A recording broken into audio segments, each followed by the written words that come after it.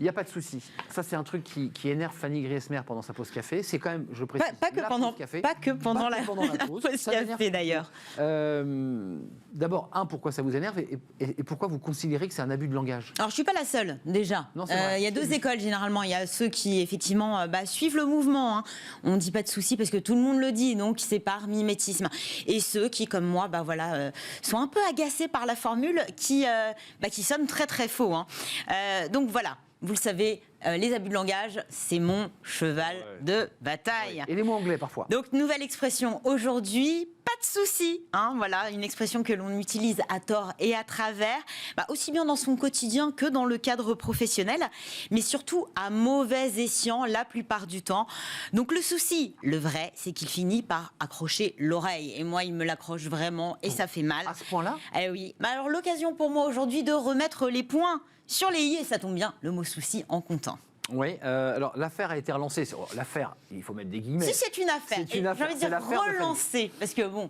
Sur Twitter. Sur Twitter, attention, hein, moi je savais que je n'étais pas la seule à être agacée par ces 3 petits mots de toute apparence assez simples. Hein.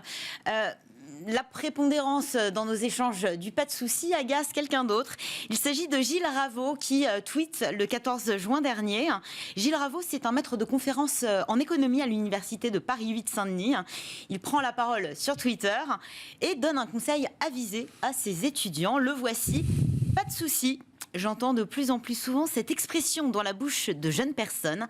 Je sais que leur intention est bonne, mais je leur dis, cette expression n'est pas poli. Ah, pan. Alors là, Gilles s'est énervé. Gilles, j'ai envie de vous dire que souvent, c'est peu dire. Hein, combien de pas de soucis, effectivement, peut-on entendre ou lire au cours d'une journée? Beaucoup trop. Et souvent, dans des situations où, a priori, il ne se présente pas le moindre souci. Par exemple, peux-tu venir à la réunion demain? Vous répondez quoi? Pas de souci. Moi, pas de souci. Hein. Voilà. Désolé, nous ne prenons pas les tickets restaurant. Pas de souci. D'accord. Je n'ai pas eu le temps de lire ton compte-rendu. Pas de souci. Le souci, c'est que souci ne veut pas dire difficulté. Ça ne veut pas dire problème non plus. Objection, encore moins. Non, un souci, selon le grand Robert, c'est un état d'esprit absorbé par un objet et que cette préoccupation inquiète ou trouble jusqu'à la souffrance morale. Ou bien encore l'inquiétude, l'angoisse que causent les dangers, les difficultés, les préoccupations. Autant dire que l'on est plutôt content de ne pas en avoir, de ne pas avoir de soucis. Donc le problème, c'est pas de savoir s'il faut mettre un S ou pas à souci. Je suis sûre qu'on est tous allés chercher sur Google. Non, c'est d'utiliser cette expression quand elle se justifie réellement et dans ce cas-là seulement. Oui, alors concrètement, Fanny, rentrons vraiment au fond de cette affaire, dans le fond de l'affaire. Pourquoi dit-on pas de souci alors? Généralement, on utilise cette expression pour marquer l'adhésion, le consentement à ce qui est proposé ou demandé.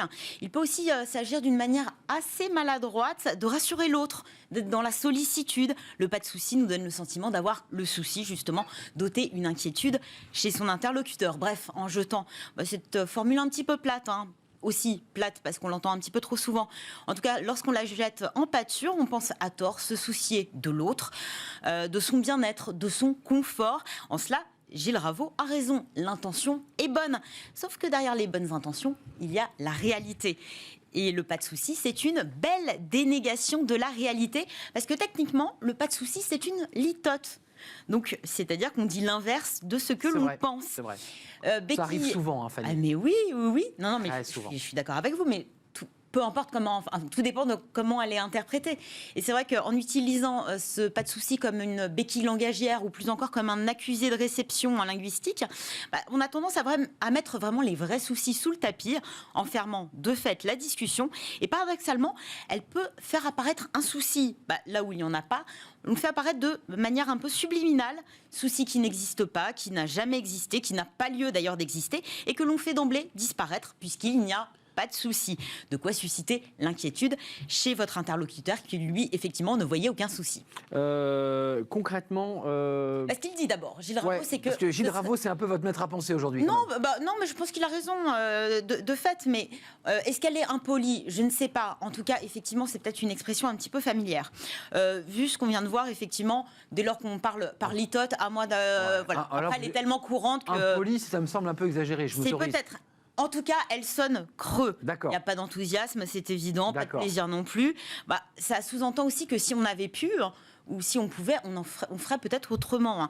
C'est une posture qui, je pense, pour Gilles Raveau, puisqu'il pointe du doigt les jeunes, qui frôle parfois avec la désinvolture, celle que l'on reproche communément à la génération Z, génération dont les élèves de Gilles Raveau sont a priori issus. Alors, moi, je vous propose quand même des petites solutions pour remplacer le pas de souci. Bien sûr. Mais oui, d'accord, et une bonne solution pour remplacer le pas de souci. Bien sûr, peut fonctionner très bien également. Et comme un souci est une préoccupation inquiétante et pas une difficulté ou un problème, on peut, comme le suggère l'Académie française, opter pour un indémodable oui. Oui, ça fonctionne très bien. C'est bref, ça fonctionne. Cela ne pose pas de difficulté. Voilà, autre option. Ou encore, ne vous inquiétez pas. Rassurez-vous. Moi, là où ça me pose le plus de problèmes, c'est quand on remercie quelqu'un et quand on vous dit pas de souci. Franchement, moi, si je dis pas de souci, c'est que globalement, j'étais pas forcément contente de rendre service. Donc, si là vous me dites merci parce que je viens de finir ma chronique, je vais vous dire je vous en prie ou avec plaisir. Mais écoutez, il n'y a pas de souci. Merci, merci Fanny Griesmer. Histoire de l'énerver un peu. Ça fut un vrai plaisir. Bien sûr. Oui, comme dirait l'Académie française, un mot oui bien rond. Oui. On va parler d'un sujet où il y a plein de soucis, justement. Alors là, c'est pas qu'il n'y a pas de soucis, c'est qu'il y a beaucoup de soucis. C'est le libre-échange, c'est notre économie mondiale, c'est nos emplois manufacturiers, c'est notre souveraineté industrielle. C'est un vrai sujet qui suscite plus que des soucis, des inquiétudes, et ça sera le thème de notre grand entretien dans le Cercle RH avec Denis Père, qui est un entrepreneur militant, le fondateur de Croissance Plus. On vous le présentera dans quelques instants. Voilà pour cette chronique. Merci Fanny. Il n'y a eu aucun souci à partager ce moment avec vous. Vraiment, vraiment. On fait une petite pause tout de suite, évidemment, et puis on accueille Denis Père avec son nouveau livre, Le Contrat mondial.